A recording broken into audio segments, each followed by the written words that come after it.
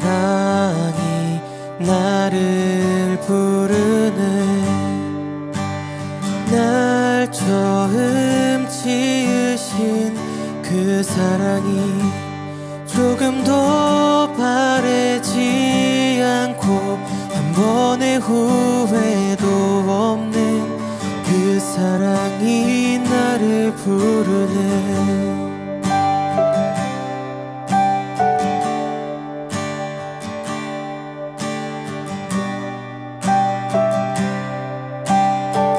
사랑이 나를 부르네. 사랑이 나를 부르네. 날 처음 지으신 그 사랑이 조금도 바래지 않고 한 번의 후회도 없는 그 사랑이 나를 부르네. 영원한 주의 품 안으로 풍성한 주의 식탁으로 진밀한 주의 음성으로 그 사랑이 나를 부르네. 그 사랑이 나를 부르네.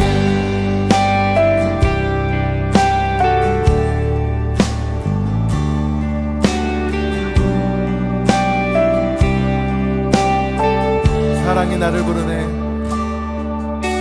사랑이 나를 부르네.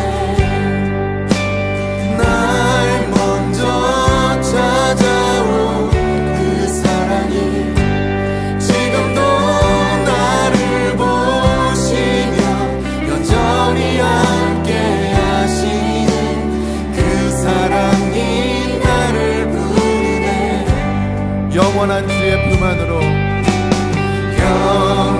영원한 주의 품 안으로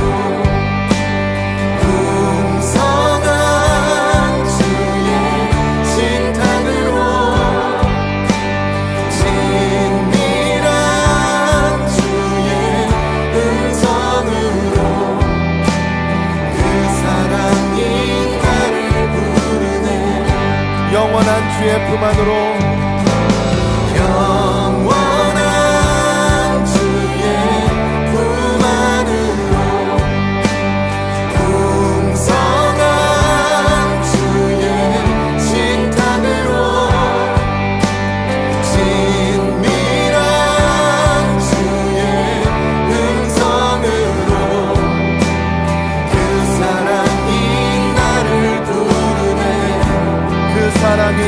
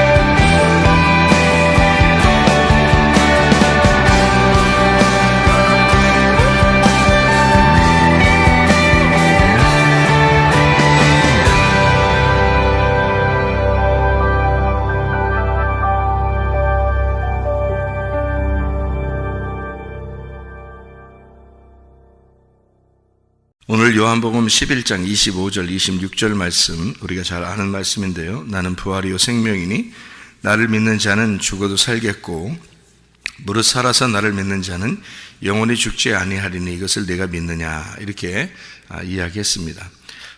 죽어도 산다는 얘기가 있고, 그리고 살아서 믿는 자는 영원히 죽지 않는다, 이렇게 했으니까 죽어도 살아나고, 그리고 살아서 믿는 자는 영원히 죽지 않는다. 그러니까 그 자체가 뭐를 얘기하는 거면 생명이다, 이 말이죠. 그 자체가 생명이다. 그러니까 예수님은 내가 곧 생명이다. 그러니까 내 자체가 생명이다, 그 말이고요. 그러니까 죽었다가 살아나는 그것만 있는 게 아니라 살아서 믿는 자는 영원히 죽지 않는다는 말이 있으니까, 그러니까 같이 죽어도 살고 살아서 영원히 같이 있는 거니까 생명 자체라는 얘기죠. 그죠? 그러니까 예수님은 생명 자체다. 그러면 우리는 뭐라는 거예요? 너희는 사망 자체다, 이런 거지. 우리는 사망 자체고 예수님은 생명 그 자체다는 거죠. 그러니까 이 세상에서 의인은 하나도 없고 죄인이 모든 다 죄인인데, 모든 사람이 죄를 범해서 하나님의 영광에 이르지 못한다. 모든 사람이 죄 가운데 있다, 이런 얘기가 있죠. 그죠? 그러니까 예수님은 죄가 없으신 유일한 분이고, 그리고 그분 자체가 생명이라는, 우리는 사망이니까. 그러면 생명이 와야 사망이 일어나죠. 그래서 사망 자체는 죽어 있는 걸 얘기하는 거니까 나는 죽어 있는 거예요. 그러니까 땅에 있는 것은 죽어 있는 것이고, 하늘에서 오신 분, 그 생명을 가진 자가 내게 오게 되면 우리는 살아나는 거죠. 그러니까 내게 오지 않았으면 우리는 그냥 죽은 상태로 있는 거예요. 그러니까 사람들이 그냥 호흡하고 그냥 산다는 것도 그렇게 살아있다고 산 게 아니라, 하늘에 계신 분이, 그 부활하신 예수님이, 부활이 생명이라는 거예요. 부활이 생명이니까 그 부활이 와야 사망이 일어나는 거고, 그래야 생명이 되는 거죠. 그러니까 생명이라는 부활이 와야 되는 거예요. 모든 사람들이 죽어있는 상태니까, 그 죽어있는 상태를 모르고 자기가 살아있다고 하니까 부활이 안 오는 거예요. 근데 자기가 죽어있다고 자기를 발견하게 되면, 그러니까 자기를 자기가 직면하게 되면, 그러면 이제 부활이 찾아오게 되죠. 내가 사망입니다 라고 인정하게 되면 부활이 오게 되죠. 부활이 온다는 자체가 생명이란 말이에요. 그러니까 생명이 온다. 그러니까 그 말은 내가 사망이다, 나 사망입니다, 이것만 발견하면 되는 거예요. 그러니까 자기가 살아있다 이렇게 발견하면 안 되고, 그렇게 내가 이거 이만큼 했으니까, 성경에 있는 대로 내가 10계명을 좀 지켰고, 내가 이만큼 율법을 지켰고, 내가 그래도 교회에서 열심히 하는 사람이고, 뭐 교회 열심히 다녔고 이랬으니까 그래도 나는 그래도 괜찮은 사람인지도 몰라, 이렇게 생각하면은 그 사람은 죽어 있는 게 아니죠. 살아 있는 거지, 자기가. 그러니까 생명이라는 게 안 온단 말이에요. 근데 내가 죽어 있다, 성경을 통해서 뭘 발견하는 거냐면 죽어 있음을 자꾸 발견하는 거예요. 내가 죽어 있는 자였구나, 내가 어둠이구나, 내가 땅이구나, 이걸 자꾸 발견해야지. 그렇지 않고 자꾸 자기가 살아있다고 생각하고, 자기는 괜찮은 사람이라고 생각하고, 자기는 예배 드리니까 좀 하나님 인정하실 거다고 생각하고 자꾸 그러잖아요. 그러면은 자꾸 바리새인 되는 거예요. 자꾸 바리새인 되는 거예요. 그러니까 예수님은 그런 사람들하고는 구원을 줄 수가 없어요.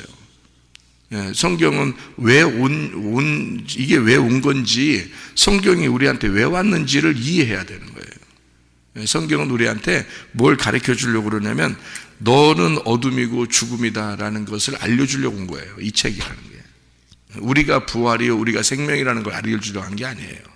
성경 자체는 우리가 죽음이고 우리는 어둠이다라는 걸 가르쳐 주려고 성경책이 있는 거고, 이 성경책이 누군가가 빛이 있고, 누군가가 나의 어둠을 위해서 빛이 존재하고, 나의 죽음을 위하여 누군가가 부활이다라는 걸 설명해 주려고 성경책이 있는 거지, 내가 부활이다, 내가 생명이다, 내가 뭐 빛이다, 이렇게 말하려고 한 게 아니란 말이에요. 그러니까 그래서 성경은 두 개로 나누어진 거예요. 두 개로 나누어져서 아래와 위가 있다, 이렇게 해서 너는 아래야, 예수님이 위고, 이렇게 얘기하고, 너는 여자야, 예수님은 남자고, 이렇게 다 구분해서 한 거예요. 너는 어둠이야, 예수님이 빛이고, 그렇게 설명을 하려고 한 거예요. 근데 너라는 어둠이 존재하는 걸 빛이 와서 그 어둠을 빛으로 만들려고 한 거지 네가 빛은 아니란 말이에요. 우리가 빛은 아니란 말이에요. 그러니까 예수님이 죽으심으로, 나를 위해서 죽으심으로 빛이 되셨잖아요. 그러니까 우리가 예수의 빛을 따라가는 거고 그 빛을 받은 반사체가 되는 거예요. 그러니까 우리 자신이 어둠이라는 걸 발견하면 그 반사체가 오는 거죠. 내가 반사체가 될 수 있는 건데, 내가 어둠이라는 걸 발견하지 못하면 그 빛이 내게 오질 않으니까 내가 그 빛을 투영할 수 있는 반사체가 될 수가 없는 거죠. 그래서 너희가 세상의 빛이다 라고 얘기할 때는 우리가 어떤 빛을 받았기 때문에 세상의 빛이 되어야 된다는 거죠. 그런데 세상의 빛이라는 게 예수님이 이 땅에 오셔서 빛이 되셨고 그분이 죽으셔서 영원한 빛이 되셨으니 나는 그 외 빛을 받아야 세상의 빛이 되는 거죠. 우리는 원래 어둠이었으니까. 그런데 그런 빛이라고 하는 것을 내가 빛이야, 내가 원래 빛이야, 이렇게 내가 괜찮아, 나는 의로와, 나는 선해, 나는 천국 갈 것 같아, 이렇게 자꾸 그러면 빛이 뭐가 필요했겠어요? 자기가 노력해서 다 되는데, 자기가 노력해도 다 될 수 있다는데 어떤 빛이 필요하겠냐고, 어떤 은혜가 필요하겠냐고. 예수가 은혜인데 그가 부활이고 그가 생명이고 그가 빛인데 그거를 받으려면 내가 어둠이고 내가 죄악 가운데 있고 내가 죄인이고 나는 죽을 수밖에 없는 사망입니다 라고 인정을 해야 그것이 올 거 아니에요.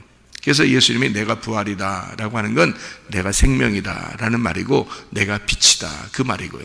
내가 선한 목자야 그런 말이에요. 그러니까 우리는 모두 다 나는 아무것도 아니야, 나는 아무것도 아니야 라는 걸 자꾸 발견하라는 거예요. 이게 성경을 통해서요. 내가 사망이다, 내가 어둠이다, 요거를 발견하는 거예요. 그것만 발견하면 빛은 오게 돼 있어요. 죽는 자만 되면 부활은 하게 돼 있다고요. 그러니까 예수님도 부활을 위해서 달려간 건 아니에요. 잘 생각해 봐요. 성경에서 예수님이 막 자기의 할 일을 위해서 막 달려갔어. 자기가 달려갈 길을 다 달려갔어. 그래서 꼬린 지점에 딱 도달하는 게 뭐겠어요? 십자가예요. 그게 십자가라고. 그러니까 그 다음 부활을 생각하는 게 아니고 십자가까지 가는 거예요. 십자가까지만 가서 죽으면 그 다음에 살려주는 건 자기가 죽었으니까, 죽은 자니까 자기가 스스로 살아날 수가 없어요. 누군가가 살려줘야 돼요. 그 누군가가 하나님이란 말이에요. 그 아버지에게 자기의 생명을 맡기고 자기는 죽는 데까지만 가는 거예요. 그러면 아버지가 자기를 살려주는 거죠. 그게 부활이라고 그러는 겁니다. 그러니까 그 하나님이 죽은 척 했다가 다시 일어났다, 예수 그리스도가 죽은 척 했다가 다시 일어났다 스스로, 그런 거 아닙니다. 죽는 데까지 그대로 가서 우리와 똑같은 생명을 가진 자로 와서 그가 정확하게 죽으신 거예요. 죽는 데까지만 간 거예요. 그 다음에는 아버지가 살리시는 거죠. 여러분과 제가 어떻게 하면 부활하느냐, 어떻게 하면 생명을 얻느냐, 여러분이 죽는 데까지만 가면, 그러면 주님이 우리를 살려주시고 주님이 우리에게 빛이 되시고 주님이 우리에게 생명이 되시고 부활이 되신다는 거죠. 그러니까 우리는 딱 그까지만 가는 거예요. 죽음까지만. 그래서 십자가를 지고 자기를 거절하고 따라와라. 그 다음 거는 얘기 안 한단 말이에요. 이렇게 따라오기만 하면 너희가 나의 제자다, 이렇게 얘기하는 거죠. 그러니까 주님을 따라오기만 하면, 그러니까 죽음까지만 오라 이거야. 죽음까지만. 다른 그 이후의 생각은 하지 마라. 그까지만 와라. 그까지만 오면 내가 살려줄게. 그러니까 그 뒤에 것도 생각하지 마. 살려줄 거야. 난 그런데 한번 죽는 데까지 한번 가볼까? 한번 죽은 척 해볼까? 이런 거 아니에요. 뒤에 생각은 하지 말아야 돼. 왜냐면 죽은 놈이 뭔 뒤에 생각을 해. 죽은 놈이. 그러니까 죽는 데까지만 가서 딱 죽어버리면 끝나. 그러면 그 다음 건 하나님이 하시는 일이야. 그건 주님이 우리를 살려주시는 거니까 우리는 죽는 데까지만 가야 돼. 자기들이 근데 더럽게 안 죽죠, 그죠? 자기들이 더럽게 그게 육체야. 그 육체는 더럽게 안 죽어. 그래서 누군가가 자기를 죽여야 돼요. 그러니까 누군가가 자기를 죽여줘야 죽는 거예요. 그러니까 진짜 막 최고로 뭔가 좋다 그래서 죽여줘요. 그래서 그런 좋은 걸 갖다 죽여준다. 그래서 좋은 거, 그런 의미가 아니에요. 진짜 죽는다는 말이에요. 죽는다. 그러니까 자기가 스스로 막 그렇게 되는 게 아니라 누군가가 죽여야 돼, 자기를. 그러니까 진짜 좋다 이런 말이 아니에요. 막 누군가가 자기를 그러니까 자살은 안 돼. 자살은 스스로 죽는 그런 건 안 돼요. 그러니까 살해 당해야 되는 거예요. 살해 당해야 돼. 그래서 누군가가 나를 죽여주는 거예요. 그 죽여주는 역할을 하는 사람들이 가족들이에요. 그리고 교회 목사고, 죽여주는 역할을 하는 게 교회 목사고요. 그리고 가족들. 그러니까 가족들, 다른 사람들한테는 별로 속상하지 않아도 가족들이 좀만 그러면 굉장히 속상하죠. 그죠? 그게 왜 그러면 자기 죽여주고 있는 중입니다. 자기를 죽여주고 있는 중이에요. 그러면 이제 여러분은 이제 이렇게 가족들이 자기를 막 죽여주잖아요. 그러면 이제 그럴 때 여러분은 어떻게 돼요? 기뻐해야 되겠죠. 죽여줘요. 이렇게 되는 거예요. 너무 좋은 거잖아요. 그죠? 자기를 죽여주니까. 예수님도 누군가가 자기를 팔아먹고 누군가가 자기를 죽여주는 자가 있어야 되는 거예요. 그래야 예수님이 죽는 거지 스스로는 못 죽는 거예요. 그게 이제 주님을 따라가는 사람들도 다 똑같아요. 주님을 따라가는 사람들도 다 누군가가 죽여줘야 돼. 그래야 죽는 겁니다. 그러니까 거기까지만 가야 돼. 그 이후 생각은 안 해도 돼요. 하나님이 다 살려줄 거니까. 그러니까 여러분이 그 죽는 데까지 참고 견디는 거예요. 그러니까 여러분 기분에 따라서는 말이에요. 그냥 뭐 기분에 따라서는 뭐 그냥 자기 맘대로 살고 싶죠. 자기 뜻대로 안 되면 막 그냥 자기 맘대로 하고 싶고. 근데 그런 거 아니에요. 그렇게 그러면 어떻게 주님의 제자가 되겠어요? 주님의 제자는 자기를 부인하고 십자가를 지고 따라가는 거예요. 그러니까 죽는 데까지 가는 거니까 그래, 죽여라. 날 죽여라. 그래서 날 죽여라. 근데 그걸 끝까지 참아냈어요. 끝까지 날 죽여라. 날 죽여라. 그래서 진짜 죽어버리면 그러면 그 다음부터는 어떻게 하냐면 뭐 걱정, 근심, 고통 이런 거 별로 없습니다. 죽었으니까. 그게 회개라는 거예요. 그게 죽음이라는 회개. 그게 침례죠. 침례. 그러니까 침례가 완전히 장사 지내는 거잖아요. 그게 회개예요. 완전 죽었다 그 말이에요. 그러면 누군가가 일으켜줘요. 그러니까 죽었으면 일으켜주게 돼 있어요. 예수님도 자기가 죽는 데까지 가는 거예요. 다 이루었다. 다 끝났다. 나 이제 죽었다. 나는 이제 다 끝났다. 이제 일을 내가 달려갈 길을 다 달려갔다. 이제 나는 죽는다. 그런 거죠. 그러면은 이제 그 다음에는 뭐가 되냐면 안식이 되는 거예요.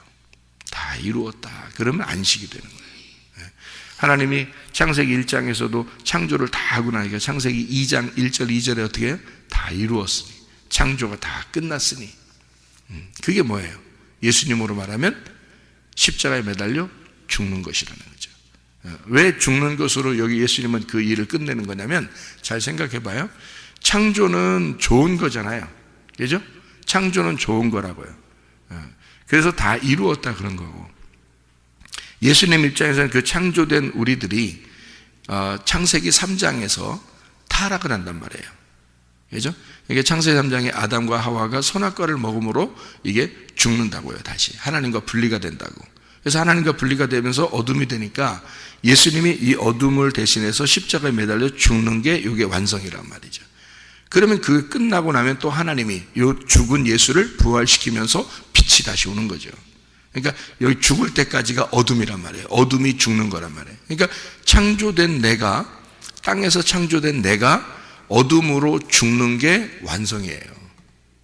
그래서 우리를 누군가가 죽여주는 거야. 그게 가족들이에요. 그래서 가족들이 속상하게 하면 굉장히 속상한 거예요. 뭐 다른 사람들이야 별로 상관없으니까. 그래서 가족들이 자기를 죽여주고 계속 죽여주고 그러는 거죠. 교회 오면 또 목사가 계속 죽여주고 그러는 겁니다. 그러면 이제 그게 감사해요. 왜냐하면 나를 죽여주니까. 그래서 하나님 앞에 회개할 수 있고 또 회개할 수 있고 또 회개할 수 있잖아요. 그러면서 자기가 그 어둠 가운데 깊이 들어가서 죽는 겁니다. 그러면 그 어둠 가운데, 어둠의 깊은 곳에 하나님이 계신 거예요. 성경 여러분 읽어보면 다 그렇죠, 그죠? 그래서 우리는 그 깊은 어둠 속에 들어가 죽는데 그 깊은 어둠 속에 하나님이 계셔서 우리를 끄집어내는 거예요. 부활시키는 겁니다. 하나님이 살리는 거예요. 그러니까 죽여주는 건 땅에서 죽여주고 우리를, 예수님이 그래서 이 땅에 내려오신 거예요. 땅의 사람들이 죽이는 겁니다. 그죠? 땅의 사람들이. 그 땅, 여러분의 모든 주변의 환경이 다 여러분을 죽이기 위해서 존재하는 거예요. 그래서 죽이기 위해서 존재해서 여러분을 계속 죽는 데까지 끌고 갑니다. 그래서 죽여요. 죽여버리면 하나님이 우리에게 그리스도의 빛을 우리에게 주셔서 이렇게 부활시키죠. 예수님도 똑같아요. 이 땅의 모든 사람들이, 하나님의 아들이 이 땅에 내려왔더니 이 땅의 모든 사람들이 이 하나님의 아들을 죽이더라 이거죠. 그러니까 없어지는 게 아니라 다시 하나님이, 그 아버지가 이 아들을 살리는 겁니다. 그러니까 그 아버지의 하나님이 성령님이에요. 성령님. 여러분, 제가 성령님을 조금만 더 설명을 할게요. 성령님을. 그러니까 성령님을 여러분, 제가 사람들 이렇게 보니까 성령님을 잘 모르는 것 같더라고요. 성령님을. 성령님 알아요? 성령님 봤어요? 성령님 누군지 알겠어요, 여러분? 잘 모르겠죠. 잘 모르겠죠 하면은 여러분이 자존심이 세가지고 그 내가 성령님 아는데 이렇게 하고 싶을 텐데 그냥 모른다고 해야 돼요. 이런 때는. 왜냐하면 성령님을 잘 모르는 사람들이 너무 많더라고요. 성령이 안 보이니까.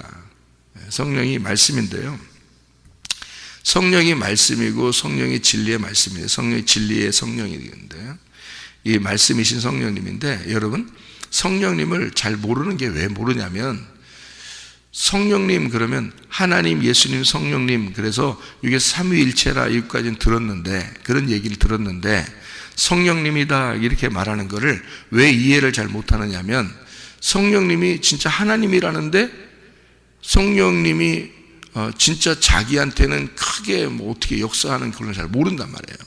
그러니까 성령이 하나님이라며, 하나님은 여러분 생각할 때 어떤 느낌이 들어요? 전지전능한 하나님이라고 느껴지잖아요. 그죠? 그러니까 그렇게 성경에서 가르쳐 주고 있으니까 하나님이라 그러면 전지전능한 하나님 이렇게 된단 말이에요. 그런데 성령님 그러면 내 안에 계신 하나님인데 전지전능한 하나님이어야 되는데 라고 생각을 한단 말이에요. 그죠? 성령님이 하나님이라니까. 그런데 그게 잘 느껴지질 않잖아요. 자기 속에서. 그죠? 그러니까 그래서 성령님이 이해가 잘 안 되는 거예요. 여러분, 예수님이 이 땅에 오셨을 때 누구에 의해서 오셨나요? 성령님에 의해서 태어났습니다. 성령님에 의해서 태어나고요, 그리고 그가 자라나실 때 성령님에 의하여 자라나셨습니다. 그리고요, 그가 사역을 시작할 때도, 침례를 받을 때도, 광야에 갈 때도, 광야 가서 시험 받을 때도 다 성령님이 인도했습니다. 그리고 그가 사역을 할 때도 항상 성령님 안에서 성령님과 함께 있었습니다. 그리고 그가 죽을 때도 성령님과 함께 있었어요. 그리고 죽고 나니까 그 성령님이 다시 부활을 시키는 거예요. 그러니까 성령님은 예수님의 태어남부터, 그리고 사역을 할 때도, 그리고 죽을 때도 함께 계속 있었습니다. 성령님이요. 그리고 그 성령님이 부활을 이제 도운 거죠. 그래서 성령님이 부활시킨 거예요. 자, 여기까지 이해가 되시죠? 예수님에 대해서, 그죠? 예수님에 대해서는 이해가 되는데 여러분 자신에 대해서는 이해가 안 되는 거죠. 이게 왜? 삼위일체, 성령, 예수님, 하나님 같은 분, 이렇게만 생각하니까 하는 거죠. 여러분, 예수가 태어날 때부터 돌아가시고 부활할 때까지 함께 있었던 분이 누구예요? 성령님이에요. 그죠? 그러니까 성령님이 처음부터 끝에까지 같이 있었어요. 그가 어떤 성령이에요? 그가 어떤 성령이냐고요? 예수의 성령이에요. 예수의 성령. 무슨 말인지 여러분 아직도 이해 못 하시죠? 예수의 성령이라고, 그게. 그러면 여러분의 성령은 왜 이렇게 힘이 없어? 여러분의 성령은 똑같은 예수의 성령이라면 왜 힘이 없냐고, 여러분. 여러분 그 간증하는 사람들 들어봤죠? 간증하는 사람들. 뭐 어떤 사람 막 놀라운 일들이 막 벌어지죠, 그죠? 간증하는 사람들 얘기 들어보면 또 어떤 사람은 또 막 놀라워. 또 어떤 사람은 놀라. 하나님께서 역사하시는 방법들이 막 각자 다른데 굉장합니다. 그죠? 그런 사람들도 있죠. 예. 그러니까 병도 낫는 게 있잖아요. 어떤 사람은 기도해 줬는데 감기가 났었어. 그거는 어디 가서 자랑하지도 않아. 감기 나서 보니까. 어? 두통이 있었는데, 기도했는데, 예배 끝나고 난 다음에 갑자기 두통이 없어졌어. 그런가 보다. 얘도 별로 심각하지가 않아. 근데 어떤 암병이 걸렸어. 예? 막 종양이 이만해. 예. 그런데 갑자기 예배 딱 끝나고 난 다음에 뭔가 시원해. 그래서 보니까 없어졌어. 종양이. 이만한 암덩어리가 없어졌단 말이에요. 이 사람은 진짜 신기하다 이렇게 될 거 아니에요, 그죠? 근데 감기를 낫게 하시는 분도 하나님, 암덩어리를 낫게 하시는 분도 하나님이에요. 똑같은 성령님이란 말이에요, 그죠? 그런데 큰 거는 자랑할 만하고 작은 건 자랑할 만하지 않다고 생각하는 거죠. 하나님은 똑같은 분인데, 성령님은 똑같은 분인데, 사람들이 치료받는 거 보면 엄청나게 큰 거를 치료받으면 막 자랑하고 싶은데, 가벼운 거는 그냥 지나가는 거로 생각을 해. 그러니까 사람들의 생각이 너무 몰라요, 성령님을. 성령님이 각자 간증하는 사람들이 다르듯이 성령님이요 다 달라요, 여러분. 그래서 모르는 거예요, 여러분이. 성령을 진짜 모르는 거예요. 여러분의 성령은요 다 다릅니다. 예수의 성령과 우리들의 성령이 다 달라요, 여러분. 자, 이렇게까지 얘기하면은 여러분이 이제 어떻게 생각되겠어요? 큰일 났다. 우리 예수님 성령 우리하고 다르대. 자, 다시 얘기해 드릴게요. 예수님의 성령과 여러분의 성령이 각자 달라요. 그런데 예수님의 성령이 여러분의 성령님이십니다. 이게 또 뭔 얘기야? 그러니까 이해가 안 되는 거죠. 예수의 성령을 보면 또 성경에 있는 인물들 있잖아요. 아브라함과 이삭과 야곱의 하나님, 그죠? 그런 하나님이면 우리들에게도 그 하나님이 똑같은 하나님이 돼야 되잖아요, 그죠? 그러니까 똑같은 하나님이에요. 우리에게 오신 하나님이 어떤 하나님이에요? 성령님이에요. 그 성령님이 똑같은 하나님이라고요. 아브라함과 이삭과 야곱의 하나님이 예수님과 함께 있는 거예요, 그죠? 그 하나님이 똑같은 하나님이라고요. 우리와 같은 하나님이야. 그러니까 우리에게 오신 성령님은 똑같은 하나님이라고요. 그런데 각자 그 속에 들어가 있는 하나님이 각자 다 달라요. 그러니까 같은 하나님인데 우리가 같은 성령님이에요. 똑같은 성령. 그게 영이라는 거야. 이게 영. 아무리 뭐 있어도 곱하기 0 하면 다 0. 0이야, 0. 0은 무한이라는 거예요, 무한. 0. 그러니까 하나지만 어디든지 있을 수 있고 어디든지 있지만 그게 하나인 거야. 그게 0이라는 거예요. 그래서 여러분 이 세상에 온 인류를 다 있고 곱하기 0 하면 다 0이야. 그러니까 우리 모두에게 들어가 있는 성령님은 다 똑같은 성령님인데 여러분에게 들어가 있는 성령님, 우리에게 보다 들어와 있는 성령님이 각자 다 달라요. 왜 다른지 알아요? 왜 다른지 내가 설명해 드릴게요. 그러니까 성령님을 잘 이해를 못해 사람들이. 여러분에게 다 들어와 있어요. 그런데 그 성령님을 이해를 못해. 그것만 성령을 이해만 하면요 여러분 생활하는 거 쉽습니다. 성령님과 함께 생활하면 우리는 쉬워요. 자, 봐요. 여러분에게 각자 다 들어가 있다는 것을 제가 설명해 드릴게요. 여러분 자녀들이 만약에 5명이라고 생각해 봅시다. 5명. 하나는 좀 튼튼하고, 하나는 좀 약하고, 하나는 성격이 강하고, 하나는 성격이 약해, 하나는 여자야. 그러니까 이렇게 다 다르단 말이에요. 이렇게 5명이 다 다른데 아빠가 대할 때 이쪽 성격이 강한 아이하고 튼튼한 아이를 딱 기준을 삼아서 나머지한테 다 그렇게 똑같이 대해주면 되겠어요, 안 되겠어요? 그렇게 안 된다. 아버지는 한 분이신데, 아버지는 한 분이고 5명의 아들, 딸이 있는데요, 이 아들, 딸에게 대하는 게 다 달라요. 이해됩니까? 어떤 아이는 좀 아파. 그럼 아픈 아이에게 대하는 아빠의 마음이 달라야지. 맞죠? 여자의 아이야. 그럼 여자 아이한테 대하는 게 달라, 아빠가. 그죠? 튼튼한 아들, 의지할 만한 그런 아들에게 아빠가 대하는 게 다르고, 연약한 아들에게 대하는 게 달라요. 맞죠? 이렇게 하나님이 다르신 거야. 하나님은 똑같은 하나님인데 여러분 속에 들어와 있는 하나님이 다 각자 다른 거야. 무슨 말인지 알겠어요? 그래서 여러분하고 똑같은 하나님이 되어버리는 거예요. 그게 진짜 사랑하는 하나님이야. 어떤 사람 간증 같은 거 좋아하지 마세요. 여러분, 그거 착각하는 겁니다.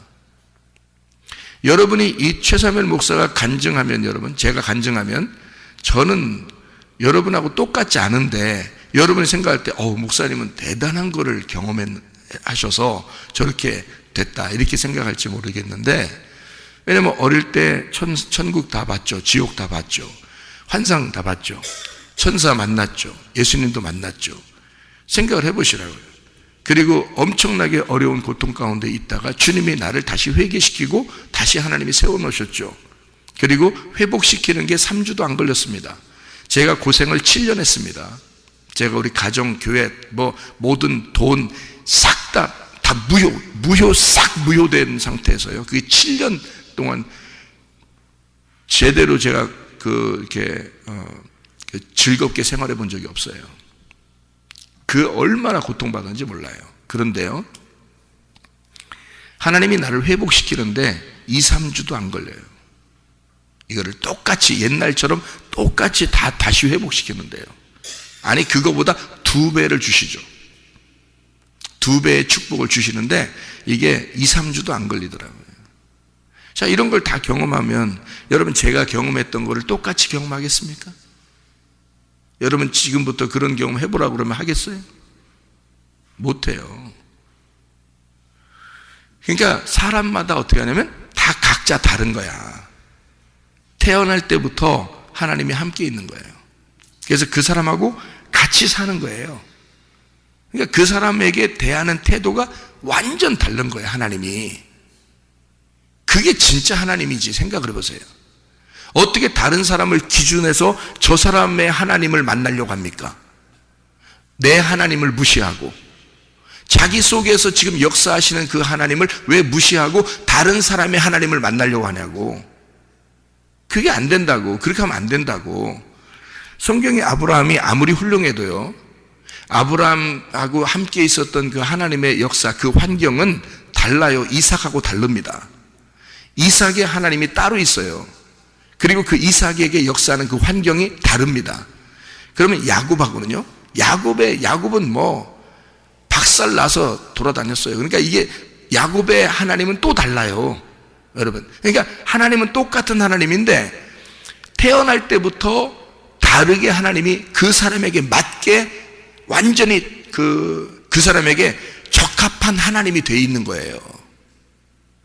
그 사람하고 똑같은 하나님이 돼 있는 거야, 태어날 때부터. 그게 진짜 하나님이에요. 그게 여러분한테 진짜 하나님이라고. 제가 회개하고 성령을 깨닫고서 이걸 깨달아지더라고. 이게 그전에는 하나님 그러면 성령님 그리고 예수님 다 똑같은 하나님, 예수님, 성령님이니까 어마어마한 하나님이 내게 들어오셨다고만 생각했단 말이에요. 근데 환경마다 다 다르잖아요. 사람들마다. 그렇게 들어오신 성령님이 각자에게 가장 적합한 하나님이라고요, 그 하나님이. 그래서 사람 우습게 보면 안 돼. 다른 사람이 좀 못났다고 해서 우습게 보면 안 돼. 그의 하나님이 계시니까. 그의 하나님은 그를 가장 적합하게 가장 최고로 알고 있으니까, 그 하나님은. 그러니까 자기의 기준에 맞추지 말라고. 어떤 사람이 간증하면서 착각하는 게 뭐냐면 자기 같은 하나님을 만나라는 거야. 다른 사람 틀려요. 아브라함의 하나님, 이삭의 하나님, 야곱의 하나님이 지금 나의 하나님이야. 똑같은 하나님인데 아브라함을 만났던 하나님, 이삭을 만났던 하나님, 야곱을 만났던 하나님은 그에게 적합한 하나님이라고요. 그를 따라다니고 그와 함께 살고 그와 함께 있는 하나님. 야곱이 이제 그 형을 이제 무서워서 도망가는, 또 아버지가 이제 보내죠. 엄마 아버지가 보내서 가가지고 그 고생할 때도 하나님이 함께 하시고 있었다고요. 그러면 이쪽에 가나안 땅에는 아브라함이 살고 있었죠. 이삭도 살고 있습니다. 그럼 어떻게 해요? 그 하나님은 없어졌나요? 야곱한테 가가지고 그 하나님 성령님은 야곱한테 따라다니느라고 아브라함의 하나님, 이삭의 하나님은 떠났냐고. 야곱한테로 이렇게 가느라고. 그러면 아브라함과 이삭의 하나님은 거기 없는 거예요? 그거 아니잖아요. 아브라함의 환경은 아브라함이 평생 그 짊어지고 가는 환경, 그것을 짊어진 성령님이 함께 살고 있어요. 이삭하고는 이삭의 하나님이 같이 살고 있다고요.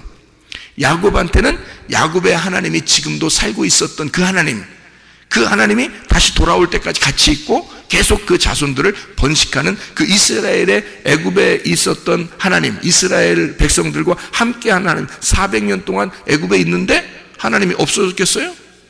이스라엘 백성들과 400년 동안 같이 있어요. 그들이 울부짖을 때도 같이 있고. 그래서 그 하나님이 모세라는 사람을 데리고 나와서 광야에서 훈련시켜서 다시 그 모세를 보내는 겁니다.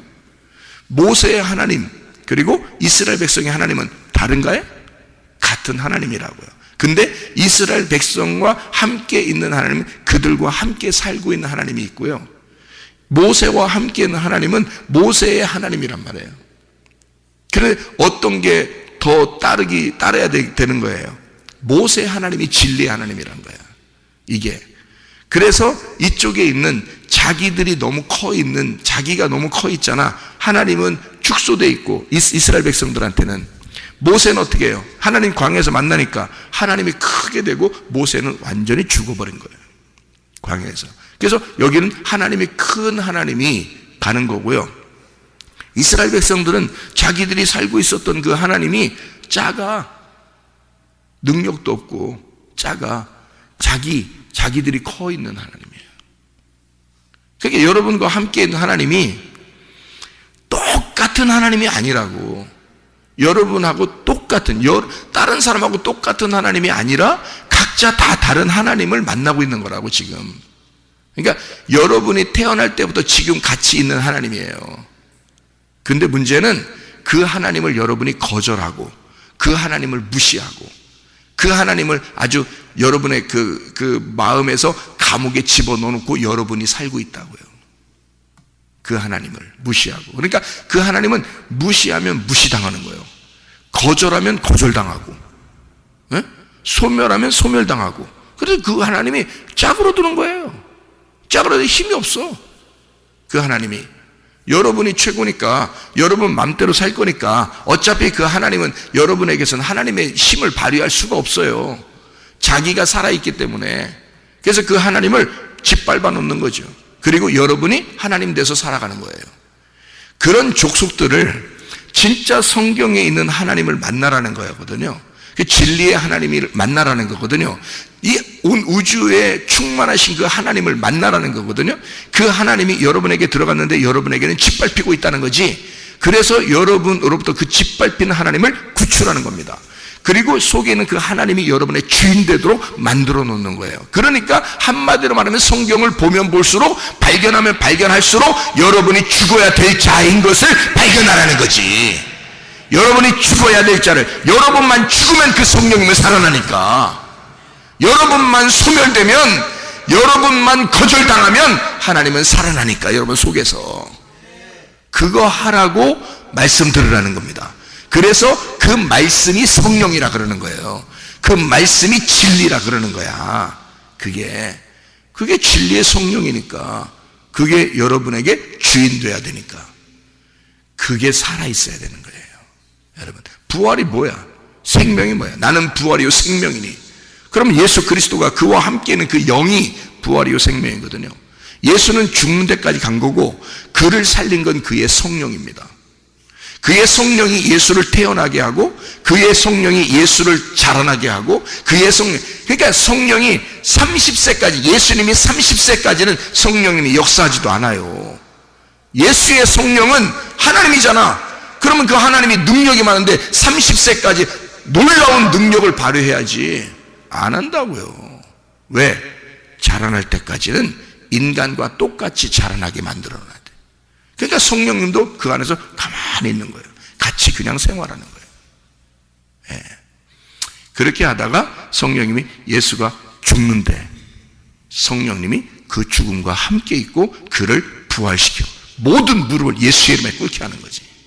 그 성령이. 그러니까 성령이 주인인 거야. 예수의 주인도 성령인 거예요. 그가 아버지 하나님인 거야. 그래서 예수는 성령님께 모든 걸 의지하고 살았던 거야. 자기의 속에 있는 성령님에게 의지하고 살았던 거야. 그리고 그 하나님이 자기를 살리신 거야. 그리고 그 성령이 모든 무릎을 예수의 이름에 꿇게 하는 거야. 그 말은 무슨 말인지 알아요? 그 예수의 이름에 꿇게 한다는 뜻이 또 따라오라는 거야. 따라오게 했다는 거야. 예수와 똑같이 살도록 만들었다는 거야. 그럼 예수와 똑같이 살려면 어떻게 살아야 돼? 죽는 데까지만 가야 되는 거야, 우리가. 그 죽는 데까지 가는 걸 예수 따라간다 그러는 거예요. 그러면 누가 살리는데? 여러분 속에 있는 성령이 여러분을 부활시키는 거야. 여러분을 살리는 거라고. 그러면 여러분, 그러니까 한마디로 말하면 회개해야 돼. 말씀 듣고 여러분 자신을 발견하고 회개해야 돼. 회개하게 되면 하나님이 여러분을 살리셔. 그리고 하나님이 여러분의 주인 되셔. 그러면 여러분은 하나님 안에서의 그 가슴으로 주님을 경험한 간증자가 된단 말이죠. 그게 예수 믿는 맛이에요.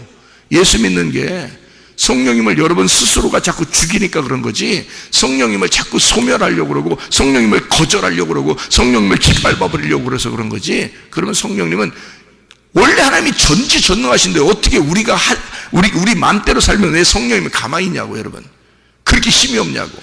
왜냐하면 여러분과 함께 태어나서 함께 자라나고 지금까지 함께 있었기 때문에 여러분을 누구보다도 잘 이해한단 말이에요. 그래서 여러분이 하라는 대로 그대로 가만히 계신다고, 그 하나님이. 그래서 자기가 그렇게 돼버리는 거예요. 그러다가도 이 사람을 내가 구원해야 되겠다, 이 사람을 내가 다시 일으켜야 되겠다. 그러면 이 성령님이 꿈틀꿈틀 속에서 일어나기 시작하지. 이 속에서 말씀을 통해서 일어나기 시작하지. 그래서 이 사람을 자꾸 깨우는 거예요. 깨우고 회개하게 만들고 자기를 돌아보게 만들고 이러면서 이 속에서 꿈틀꿈틀 일어나기 시작하는 거예요. 그 성령이 구원하시려면요. 여러분 이렇게 우리 교회에 와서 하나님 말씀 듣게 되고 여러분 자신을 발견하게 되고 하나님의 성령이 여러분과 함께 있는데 그 성령을 깨우셔서 주무시지 않도록 여러분이 영적으로 자고 있으면 성령님이 같이 이렇게 하고 있다니까. 영적으로 말씀을 통해서 깨어나면 이 성령님이 깨어나신다고요, 여러분 속에서. 그래서 배 안에 제자들이 있는데 예수님이 주무시고 있어요. 풍랑과 파도가 있죠. 제자들이 꼼짝 못합니다. 그때 예수님 깨우죠. 그러니까 예수님 깨우니까 예수님 일어나니까 다 문제가 해결되죠. 그래요. 여러분 속에 있는 성령님은요, 여러분이 깨우셔야 합니다. 왜냐하면 예수님 성령님이 주무셔요? 뭐 이렇게 우리가 깨워야지 일어나고? 그게 아니라 여러분을 너무 잘 알기 때문에 여러분과 함께 생활하고 계시다고. 그 하나님은. 그러니까 아브라함의 하나님, 이삭의 하나님, 야곱의 하나님이 지금 여러분 안에 있는 하나님이야. 그런데 각자 다르게 행동하신다고, 하나님이. 그래서 각자 다르게 간증이 나온다고요. 똑같은 간증이 나오지 않는다고요. 이 인류가 전체가 다 다르면 각자 다 다르게 간증이 나온다고요. 어떤 사람은 직장 문제 때문에 고민하고 있는데 직장이 해결되는 경우가 있죠. 그런 간증이 있을 때가 있죠. 어떤 사람은 병이 걸렸는데 어떤 사람은 병이 낫은 거에 대한 간증이 있죠. 어떤 사람은 이렇게 어떤 경험을 한 사람이 있죠. 그죠? 다 달라요. 어떤 사람은 아프지도 않아, 생전. 그런 사람은 그런 병에 대한 간증이 없어요. 왜? 하나님이 똑같은 하나님인데 그 사람이 왜 그런 간증이 없냐면 그 사람 병이 나는 적이 별로 없으니까. 근데 돈의 문제가 막 생기는 경우가 있잖아요. 그죠? 근데 정말 고민하고 하는 하나님의 성령도 같이 탄식한단 말이에요. 여러분 안에 있는 성령님이 같이 탄식하셔서 그 문제를 해결하고 싶어 하셔요. 그럴 때 어떻게 해야 해결돼? 여러분이 맡기면, 하나님께 맡기면. 그러면 하나님, 어느 날 갑자기 기도했더니 하나님이 해결해 주셨어요. 뭐 이런 게 있죠. 그러니까 그 사람한테는 돈 문제인 사람은 돈 문제를 해결할 수 있고요. 그 건강 문제인 사람은 건강 문제를 해결해 줄 수 있고요. 직장 문제가 있으면 직장의 문제를 해결해 줄 수 있고요. 그죠? 가정의 문제가 있으면 가정의 문제를 해결해 줄 수 있단 말이에요. 문제는 뭐냐? 내가 커서 내가 주인이 돼 있으면 문제는 해결이 안 된다 이거지. 그 성령님이 여러분과 함께 있으니까. 그러니까 여러분을 최대한 인격을 존중하고 최대한 여러분을 도와주는 거란 말이에요. 그 하나님이. 그러니까 그분은 막 나서서 하질 않아요. 너무 사랑하니까 여러분을. 이거 잘 이해하셔야 돼요. 그래서 제가 여러분에게 성령을 아시느냐 물어본 거예요. 성령을 진짜 알고 있느냐 여러분이. 성령을 잘 모른다고 사람들이. 뭐 성령 그러면 하나님 아니야? 이렇게만 생각한다고요. 하나님이 여러분 안에 계신 하나님은 달라요. 그 하나님이 여러분을 너무 사랑한다고. 여러분과 너무 함께 있고 여러분처럼 돼 있는 거예요. 여러분처럼. 그래서 여러분과 함께 동행하기 때문에 여러분이 울면 같이 울고 여러분이 웃으면 같이 웃고 같이 걸어가고 같이 동행하고 있어요. 그게 하나님의 성령이라고. 그 하나님을 깨우셔야 된다고. 그 하나님이 나를 부활시키도록 여러분은 죽어야 된다 이거야. 하나님, 내가 주님께 모든 거 맡기겠습니다. 그러면 그 하나님이 다 알아서 하셔. 이해가 되겠죠? 무슨 말인가? 여러분, 하나님은 똑같은 예전과 지금도 앞으로도 똑같은 하나님이셔요. 그런데 그 하나님은 각자에게 다른 하나님이시다. 여러분을 너무 사랑하기 때문에 태어날 때부터 죽을 때까지 여러분과 함께 하시는 하나님이시다. 그 하나님이 여러분의 하나님이 될 수 있도록, 그 하나님의 주인 될 수 있도록 여러분 자신은 죽는 길밖에 없어요. 그래서 여러분이 죽으면 그 자리에 하나님이 여러분을 부활시킨다고. 그 자리가 생명이 되신다고. 그 자리가 부활이 되신다고. 그래서 예수님이 뭐라 그래? 나는 부활이요 생명이니 나를 믿는 자는 죽어도 살아난다. 그리고 살아서 믿는 자는 영원히 죽지 아니하리라. 나는 생명 그 자체고 나는 부활 그 자체다. 나는 성령이다. 내가 너희들을 다 이해해. 그래서 나는 너희들과 함께 있을 거야.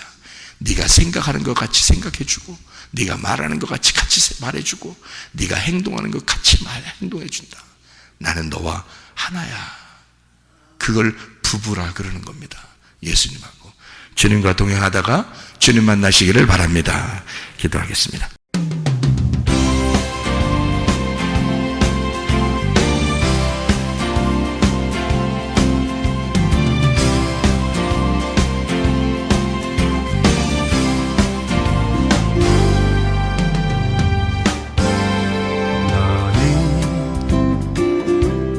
너머로 뻗은 나무 가지에 푸른 열매처럼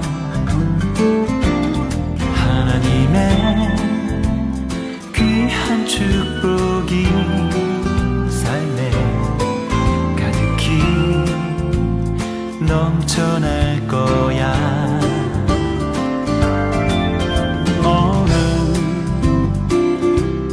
시련이 와도 능히 이겨낸 강한 발이 있어. 전능하신 하나님께서 너와 언제나 함께 하시니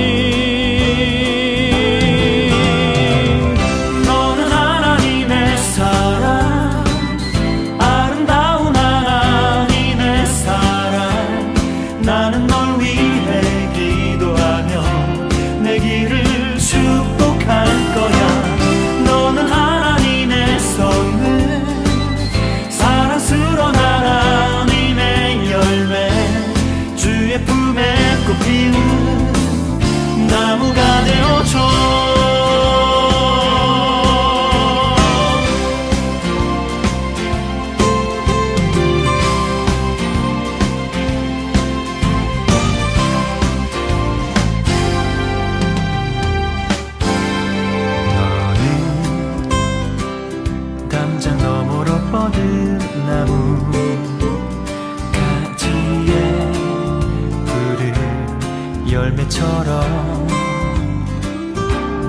하나님의 귀한 축복이 삶에 가득히 넘쳐날 거야. 너는 어떤 시련이 와도 능히 이겨낸 강한 발이 있어. 전능하신 하나님께서 너와 언제나 함께 하시니 너는 하나님의 사랑, 아름다운 하나님의 사랑. 나는 널 위해 기도하며 내 길을 축복할 거야. 너는 하나님의 선물, 사랑스러운 하나님의 열매, 주의 품에 꽃피는 나무가 되어줘.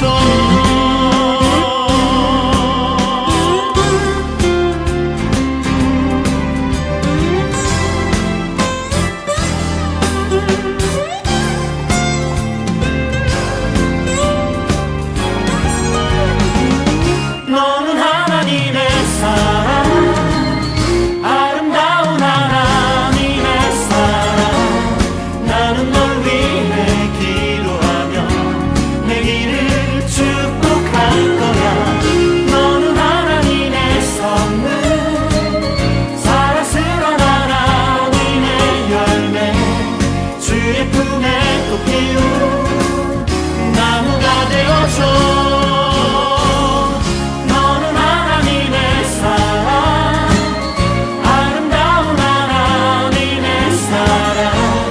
나는 널 위해 기도하며 내 길을